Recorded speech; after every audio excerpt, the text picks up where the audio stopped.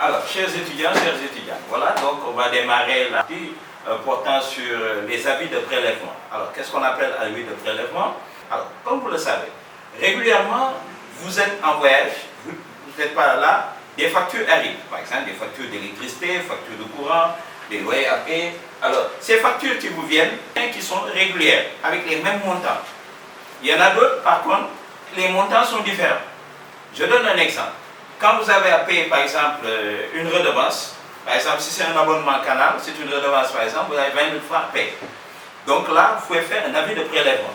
L'avis de prélèvement, vous pouvez le faire lorsque les montants que vous avez à payer sont des montants réguliers. Faites un avis de prélèvement. C'est un ordre que vous donnez à votre banque. Payez toutes vos factures qui vous sont présentées. Donc quand vous avez fait ça, vous le remettez par exemple à Canal. Chaque fin de mois, c'est elle qui prend l'initiative de faire le recouvrement de cette somme. Elle présente ça à la banque et la banque la règle régulièrement. Vous, en tant que personne qui avait fait cet avis de prélèvement, la seule chose qui vous est demandée, c'est qu'à la fin du mois, que l'argent soit disponible dans votre compte. De faire de telle sorte que la provision soit disponible dans votre compte. On parle d'avis de prélèvement. Donc l'avis de prélèvement, c'est un ordre que vous donnez à votre banque de payer toutes les factures qui vous sont présentées par des commerçants. Mais en général, ces montants sont des montants fixes d'un mois à un autre, d'une période à une autre. C'est des avis de prélèvement. Quand vous ne pouvez pas le faire, vous faites ce qu'on appelle un avis de domiciliation de facture. Donc vous donnez un ordre, par exemple à la Sonatel, à la Sénélec, etc. Chaque fin du mois, au lieu d'amener la facture au niveau de votre domicile, de le présenter à votre banque pour paiement. Mais là, en général, quand vous le faites, c'est à l'accord avec la banque va payer les factures à votre place. Mais il est arrivé que dans la pratique, qu'on constate, parfois c'est une facture de la Sénélec de 30 000, la Sénélec, en sachant ça, elle se trompe, elle fait une facture de 300 000, elle présente à la banque le verse automatiquement, puisque c'est un ordre que vous avez donné à votre banque.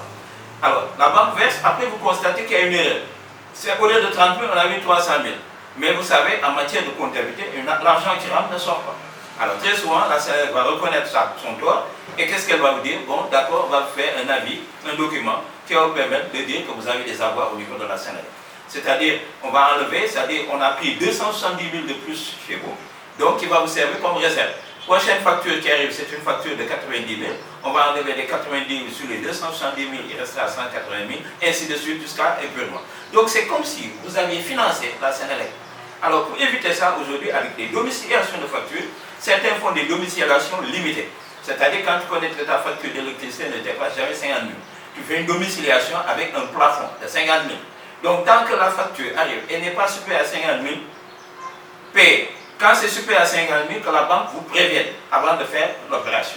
Donc ça, c'est pour mieux sécuriser et éviter des désagréments, comme vous l'avez vu la fois dernière.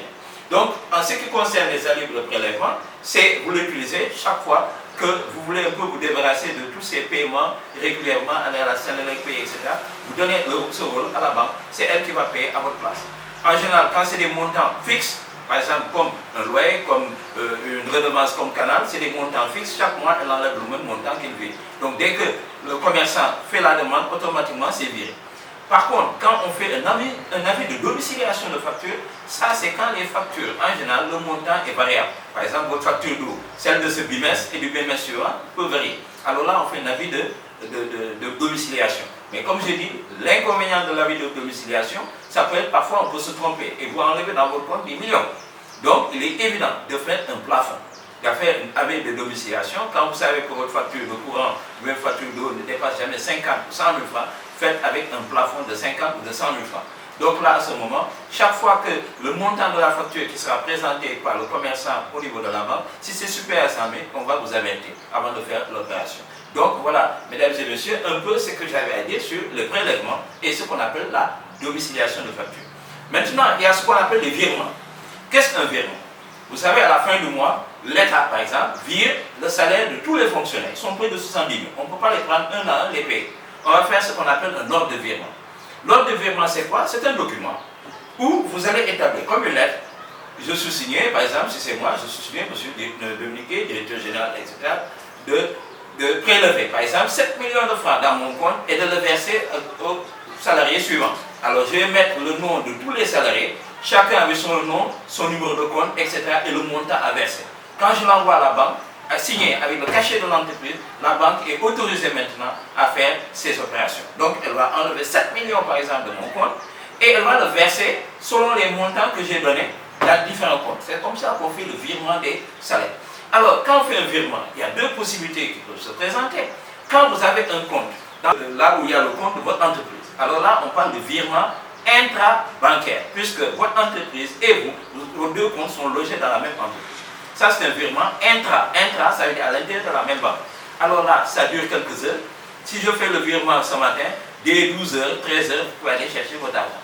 L'inconvénient, c'est quand vous avez un compte qui n'est pas dans la même banque que votre entreprise.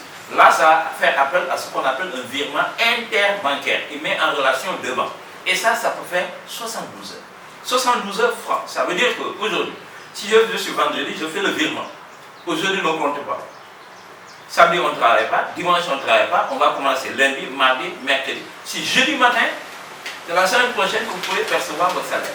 Donc, vous voyez un peu les inconvénients que peut vous amener quand vous avez un compte qui n'est pas logé là où est logé le compte de votre entreprise. Là, ça fait appel à ce qu'on appelle un virement interbancaire qui dure 72 heures francs.